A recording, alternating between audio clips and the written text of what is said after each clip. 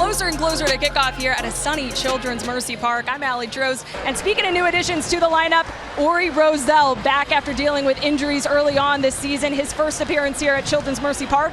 I got a chance to catch up with him before the match tonight in our Compass Minerals core questions.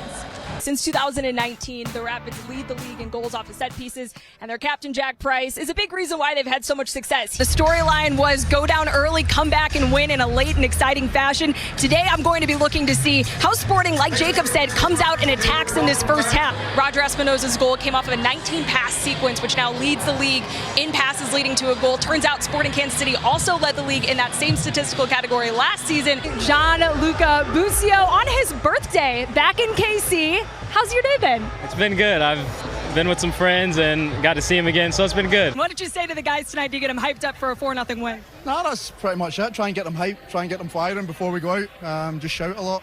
Nope. They probably don't understand half the word. You wanted to see your team be more aggressive in that second half. 11 second half shots, a number of opportunities. What kept your team from getting that game-winning goal? Yeah, look, I mean, you're not always going to score. Walk me through what you saw on that one. I saw you talking with some of your teammates standing there at the spot, and then include the celebration in your analysis of this as well. Oh, man. I think one thing our team wants to start doing is celebrating our goals. A big homecoming for you tonight. You're back in the place that you came to as a kid, watching the LA Galaxy. You came up through their academy. What's this like for you? Yeah, it's hard to put it into words exactly. But at the end, when Houston got out of that low block and were trying to find that equalizer, how well did your team find that balance that you told me would be so important at the half? Yeah, look, we didn't give any crazy things away other than the missed kick. Went through the leg of the defender. I love those goals, so I'm very happy, and I try to keep going. Why do you love those?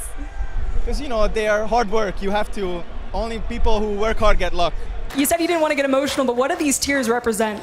If anyone knows me, they know the bullshit I've been through the last couple years. And the latest I've got from the Sporting Kansas City medical staff is that Isimat Marin went to the hospital for further evaluation. Of course, when he left the field originally, there was blood, and I was told after he went back with the medical staff that he was being looked at for a concussion and also a possible broken bone as well. So he's now at a hospital getting further evaluation for those injuries. Kansas City current forward Elise Bennett says the number one lesson that she's learned her rookie season is the importance of playing with confidence. Bennett says that when she's not feeling as confident, it shows up in her performance in a negative way. But when she is feeling confident, Bennett says she thinks that she can take on just about anybody, even if that's not true. It's so funny that you say that, because I've never seen her look unconfident this whole season. This is a fearless player coming in as a rookie that just goes at players. For more on that, let's check in with a person who, despite 2 trips to California, has never been to Uncle Bill's Pancake House, Aly Trost Martin. Nate, there's still tomorrow morning. The team flies out tomorrow, so give me a chance here, okay? I'll fit it into my schedule before I take off back to Kansas City. But no, you guys have been talking a lot about the heat, and while it was incredibly hot earlier in the day, it's cooled down significantly since kickoff. It's about 85 degrees now. Of course, earlier today it was peaking around 100 degrees. That was the temperature when I arrived to the stadium earlier this afternoon. Now, another thing to note is that there are a lot of divots all over the field. This was not how the field looked upon arrival today. This is all from this match and warm-ups earlier tonight.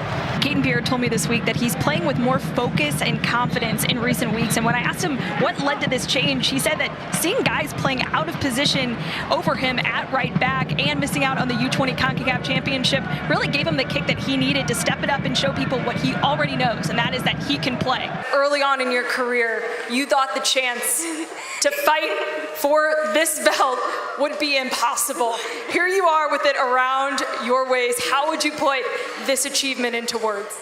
I would say never doubt yourself. Never let anyone doubt you. A big 4-2 win here today, but it wasn't an easy one. How did you guys grind out this result? We made it hard for ourselves. What he's really been impressed by is just his strength. A lot of players that suffer that kind of injury really take some time to regain that muscle, and Polito's looked really good in that area. Vermees said that the way he walks around the facility doesn't look like a guy who underwent a major knee surgery. Welcome back to our halftime coverage presented by Price Chopper. Live now from the sideline with manager Peter Vermees.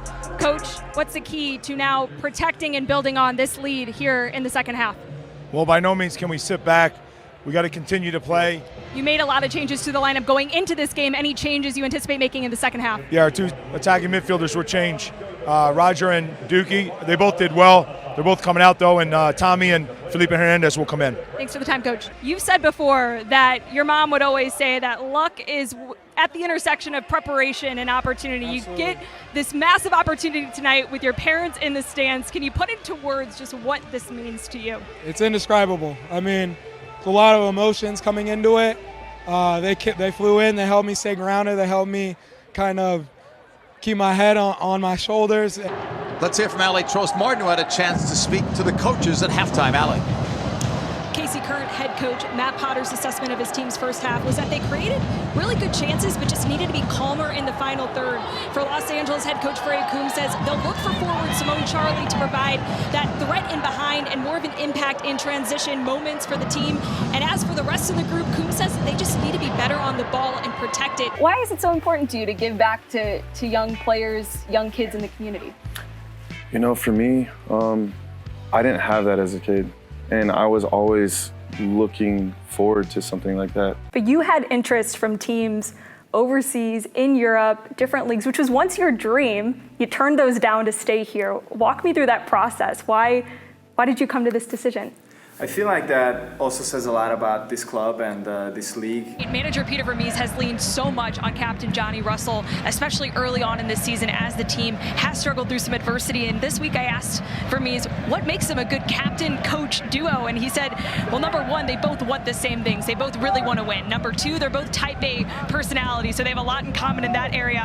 And the third thing is that Johnny's teammates respect him so much. And like you mentioned, he's been battling through some knocks. That respect has only deepened from his teammates here in recent games. He's been listed on the injury report the last couple of games with a knee injury. You can see that kinestio tape on his right knee. Playing through it right now.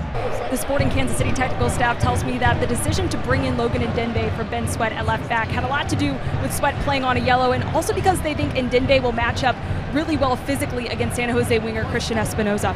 Ndembe up the left-hand side.